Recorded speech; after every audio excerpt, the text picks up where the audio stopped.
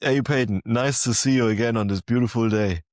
And this time with a quote by Scott Adams. Losers have goals, winners have systems. And he defines it like that. If you do something every day, it's a system. If you're waiting to achieve it someday in the future, it's a goal.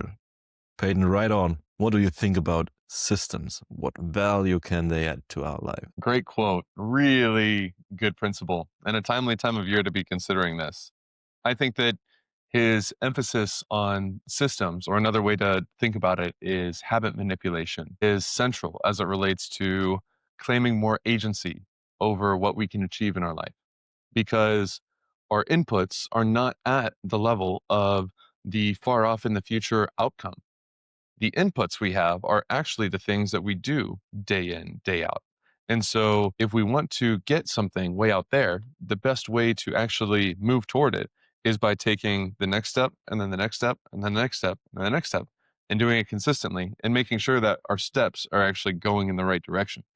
So we can think about accomplishing most of our goals as it relates to health, as it relates to economic achievement, as it relates to relationships, as it relates to the things that we define as important in our lives. Outside of, I would say, some things in the spiritual dimension are a bit resistant to this logic, but outside of that, our worldly things that we want to exist in the material world, these are far, far more effectively tracked toward if we think about it in terms of I need to first figure out the recipe. I need to figure out what is the repeated set of actions that I must take in order to arrive at this achievement or this destination or this accomplishment or this goal, whatever the goal may be.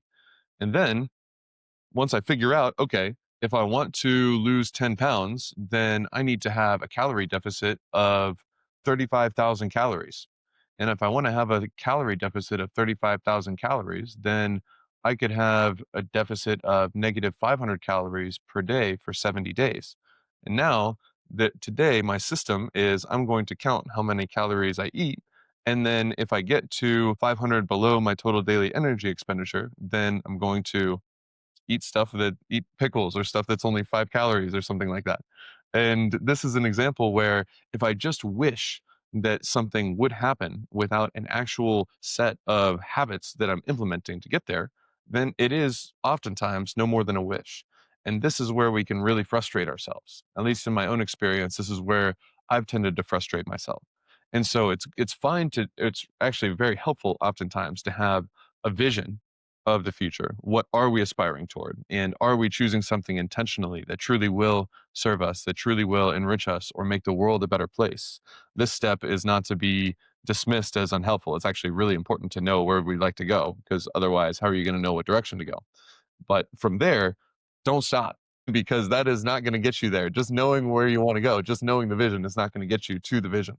You then have to figure out, okay, where am I standing? Okay, I'm standing here. The vision is over there. What direction do I need to go? And then how many steps do I need to take? And what are the steps? And that's really the mindset that we should have. So ultimately, our ability to integrate these systems in our lives comes down to the meta skill of habit manipulation, or you could call it systems manipulation or whatever. How would you think about our desire to improve our ability to consistently take the steps that are needed to implement systems and sustain systems in our life that will get us to where we want to go? How do we get good at that? It is about mindset. Think about farmers or gardeners. They don't expect a tree to grow when they put the seedling into the ground. They know they need to water it. They know they need to nourish it. They know they need to provide it the right amount of care and awareness so that they can grow for themselves into a tree, which then can bear fruit. The same as with farmers. They know they need to sow seed. They put the seeds into the ground. They know what to expect of it. They can harvest it when the process of growth has finished and finalized, when they took good care of it. So it is about not praying for the outcome to happen instantly. It is about praying for the discipline to put the seeds into the ground every day when it's the right time to do it. And this mindset we can apply to ourselves. This is about not having only a vision of the future, because a goal without a system backing it up is just a fantasy. But we don't want to just live in our fantasy. In our imagination, we want to confront ourselves and apply ourselves to the real world and get real world feedback, which can be used to adapt our actions and to fine tune our systems. But first, we have to have the engineer's mindset in terms of divide and conquer. What about me wanting to reach that goal? What steps do I need to take on that way? How can I reach these steps? What needs to be done to approach another tiny step? And most probable, it's like a regular action to take. A weekly reflection, for example, helps you to stay on course towards your goal and fine tune your system with the information you gathered during the week from your actions, from the real world feedback. And then a daily action is a habit you do every day, and it's good for your health if you move every day. It's good for your friendships if you think about other people and wish them well every day. And it's good for your soul if you meditate every day or pray every day. So all these things we can think about as things we have in control if we put the right system underneath it. It's easier said than done, though, because our laziness keeps us at bay. And therefore, we need systems which are very simple, because we don't rise to the levels of our goals, we fall back to the levels of our systems and preparations. So we need something that we can do on our worst days as well, if we want to keep that system alive.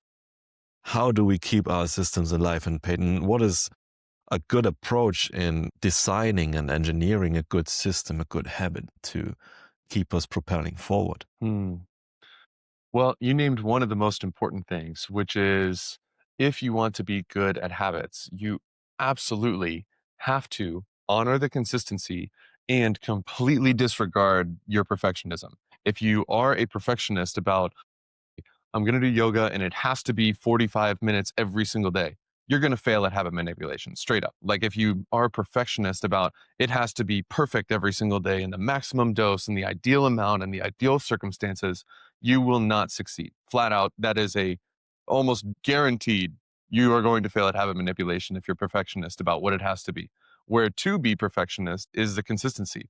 Almost treat it like you're honoring a ritual of consistency, even if you do 3 minutes of something, even if you do the minimum possible amount just to say, I checked the box of consistency today. Consistency is honoring the system. Consistency is having systems, not goals. And in order to have the consistency, you must ritual sacrifice your perfectionism of having the perfect ideal practice of the whole amount every single time. It will cause habit manipulation to not work. It's at least in my experience. I've tried it 1,000 times. I've seen a bunch of people try both ways. The only way it seems to me that it's possible to effectively habit manipulate most of the time is by being okay with the minimum viable dose, defining it well on, okay, on my worst day, I am allowed to literally just put out the yoga mat and stretch for 1 minute. Or on my worst day, I'm literally allowed to just walk like 5 minutes this way, 5 minutes this way back to my house. And that's all the movement I need. On my worst day, I at least only have to do this tiny little thing that I know I can do, even if it's the absolute, even if the world is exploding in all directions. Mhm. This minimum viable dose is an essential tactic to effective habit manipulation or systems manipulation. At a higher level, I would point that the dopamine system really undergirds so much of this. This is our fuel in the tank, our energy that we use to go and do things that otherwise don't have that are sort of short-term painful, long-term rewarding, or short-term it's not as appealing to do this thing that I would like to do consistently as it is to sit on my couch and cruise Instagram. Instagram is going to be tugging on our dopamine system much more than going and meditating, for example, or whatever the case may be that we want to have a system for. So, being really intentional about our dopamine system is, I think, a foundation for this. And so, what affects it? If we honor our sleep, that's like 60% of the battle when it comes to our dopamine system. So, start there. If we have trouble getting momentum, if we feel like when we try to build systems, it doesn't work, the first system you should build is around your sleep. And the second is probably around a basic amount of daily movement and decent diet. The dopamine system, once we have that kind of at our backs, the wind in our sails, everything else as far as creating systems to accomplish stuff in our life becomes infinitely easier. We're swimming downstream rather than swimming upstream. It makes a huge, huge difference. And then I would also say the make it not a decision. Like figure out a way to tack on your systems to something that you're automatically doing. Like I think brushing your teeth is the best. Like if you want to make something consistent, if you can make it a habit that's either tied to you brushing your teeth in the morning or brushing your teeth at night, it's far more likely to succeed than hoping you can do it when you get home after work. Because when you get home after work, sometimes you're going to have to immediately get started cooking, or sometimes you're going to have to go run this errand before this place closes, or sometimes you're going to have to clean up this mess that is made in your house that has to get taken care of before a certain amount of time. Or sometimes you're going straight from work to this other place because you have this other commitment. It's hard to build consistency unless it's at the beginning or the end of your day, in my experience. And then the last thing I'll say is in terms of how do we identify the system? How do we have the right system? Because like if we want to get somewhere, but we go in the wrong direction, but we go in the wrong direction consistently, we may still not get to where we want to go. And here, this used to involve talking to people. This used to involve reading books. This used to involve figuring stuff out and trial and error or whatever. But now, for 98% of things, you can just shortcut it by having a conversation with AI, and they'll tell you exactly the minimum viable dose and the steps you can do, how to integrate it into your specific daily lifestyle, how to manage the resources you're investing in it, or whatever. AI is a shortcut to figuring out exactly what the right system looks like that's 80/20 optimized for whatever your particular end state goal happens to be. So these are the principles that I would point to. Anything else on your end that you think are helpful to keep in mind as we think about creating productive and fruitful and effective systems in our life in the year to come? Well, it's about not working against yourself, taking a reflection into account which extracts your core, your personality, your way of being, and then try to use the energy and direction in which you reflected yourself as being on to use it for your advantage, to align what you want from life with what you do and what life also wants from you. So there's this Japanese concept called ikigai, which we've talked about in this podcast before, which is about answering some questions. For example, what does society even need? There are a few things which society needs, even in your location. And then the second question is, what does society pays for? What does society pay for? If you answer that, this is a good one. Then you ask yourself, what are you good at doing? What is really a strength of yours you can contribute with? And then ask yourself, what are you passionate about? And then it's about trying to align all these cycles together, make them overlap like a Venn diagram, and find the sweet spots in the middle. It takes some reflections, some iterations, but better start now than later. It's about aligning who you are with what you do and what is needed by society and what can sustain you doing what you love to do, what you can do. So it is about alignment. So ask yourself, do you want to be with your friends? Or who do you want to be around with more? So it's about building the environment. It supports your growth into the direction you decide and commit to. And this is often overlooked. The environment matters so much. If you're at the workplace where you get paid much more than at another workplace, but the people are absolutely not your type, that is okay. Not everybody is everybody's type, but therefore you have to look for your own tribe. But if you found a tribe and leave this position for another tribe which is not a fit, then you're practically betraying yourself because you're spending a lot of time at work and the people who surround you absolutely matter. Do you feel more alive when you surround yourself with them? Or do you feel more drained? That is essential for your life energy. The goal of life is it's calling for itself.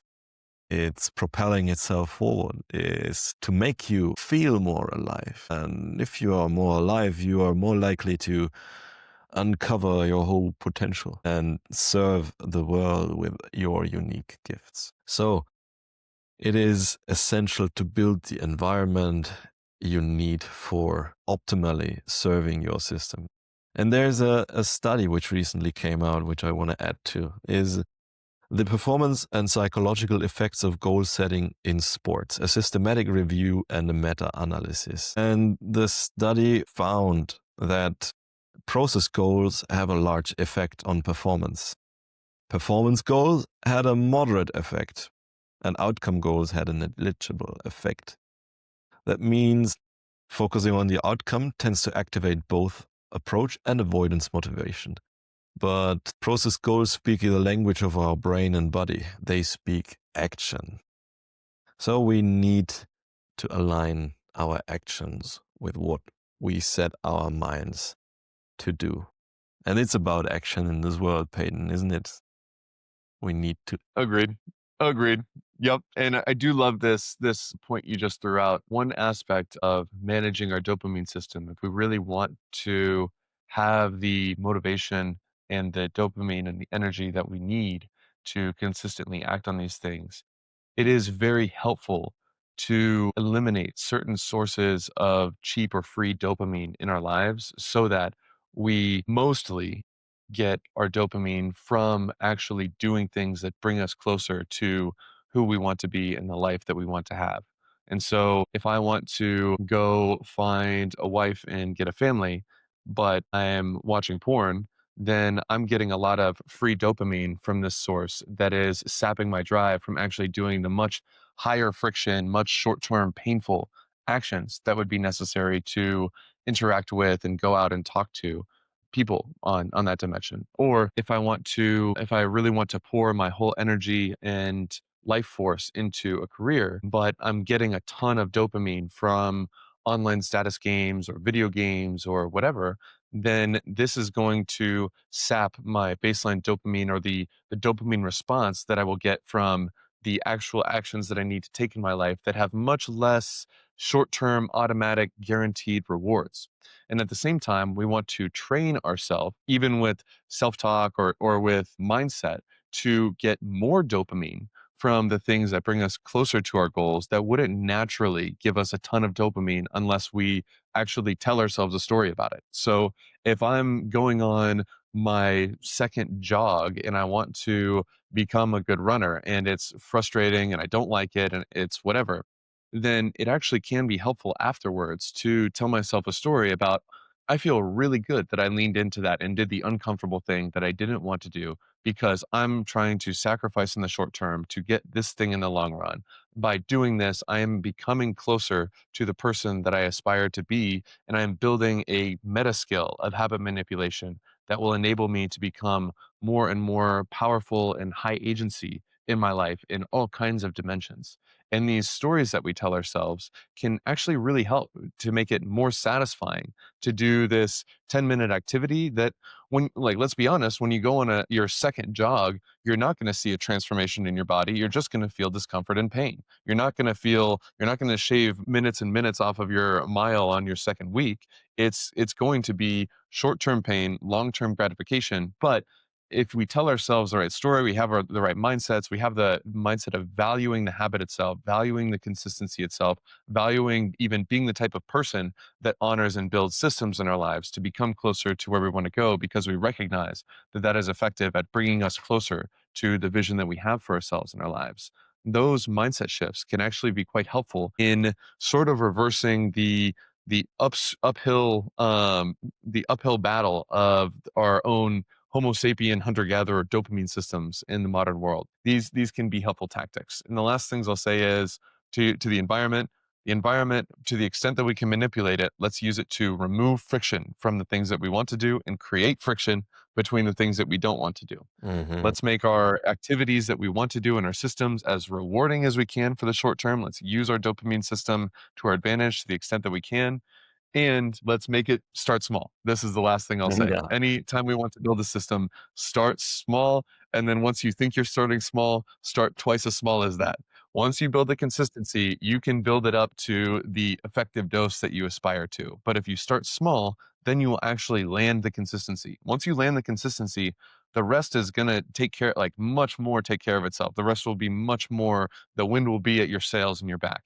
The upfront consistency building, this is the hard part. Starting small, even if we sacrifice the gains that we would aspire to have in the first month, that is oftentimes a worthwhile sacrifice to actually secure the consistency. Because once you have the consistency, you can do whatever you want. You can grow it to the extent that it fits. You can integrate it, this and that. You can try this new thing. You can enhance it or optimize it or whatever. At first, just make it a system. Just land the system and then make it to whatever you aspire that it should be.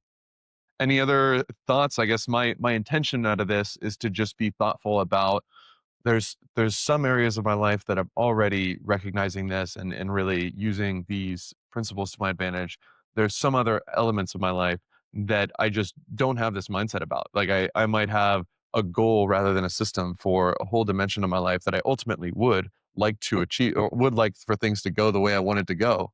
And if I just have the goal and not the system, I might not get there, or I probably won't get there. So just kind of for me, it's about where am I being domain specific about this where I can broaden these principles and just be thoughtful about the vision itself. Am I being intentional about where I want to go, or am I a dog chasing a car and not being intentional about why or what I hope to gain from this or that? Any final intentions from you? Raise the necessity, man. That's a great way to really make sure to align what you really want from your heart, your thick desires with your actions and your systematic actions. So for me, it's about raising the clarity with what do I actually want to focus on? And then making it more and more simple, increasing the simplicity so that I can communicate it with higher clarity as well. And have the empathy for whom I want to communicate it. Have the empathy for myself and how can I um, r- how can I do it systematically and consistently? And telling me a different story, changing my state, and uncovering my strategy in terms of finding the ways and levers which I can use for myself to really get things going and keep things going and keep building momentum. So for me, it's about using the reflection I had this today, I made today about the last year and extracting a clear essence and a clear strategy forward. What do I need to do? What plays into my strength? Which environment will help me with that? And how can I communicate it with clarity so that I can increase my freedom and my connection and love in my life? So Christmas is here. Spread the love, spread the warmth, and have a great time. I know I said I was going to shut up after what I said last, but I want one last note after what you just shared. The last thing I Yeah. want to say, because this is such a blind spot I had for so long, and I think so many people have this blind spot when it comes to habit manipulation. A component of the skill of building systems and habit manipulation is being kind toward ourselves. Hmm. We cannot effectively judge ourselves into being good at this. If we try to do this with a whip and a cudgel rather than with an embrace and an open heart and love toward ourselves, like empirically, I'm saying it will be way less effective. It doesn't work. Our culture oftentimes trains us to judge ourselves into trying to achieve something or can be consistent with it. It has the logic that this is more painful, therefore it must be more effective or good for me. It's not more effective. It's not more effective. It's not more effective. Hmm. Let's watch out for where we're trying to judge ourselves into submission on this and recognize it's a bad strategy. It's bad for the skill of developing systems. Let's have kindness toward ourselves, acceptance toward ourselves, love toward ourselves. this is a much, much more fruitful foundation for everything we just talked about. So I'm glad you brought that up. Thank you, Mhm. my friend, and I will talk to you in the next one. Thank you very much, and see you soon, Peyton. See you soon. Bye.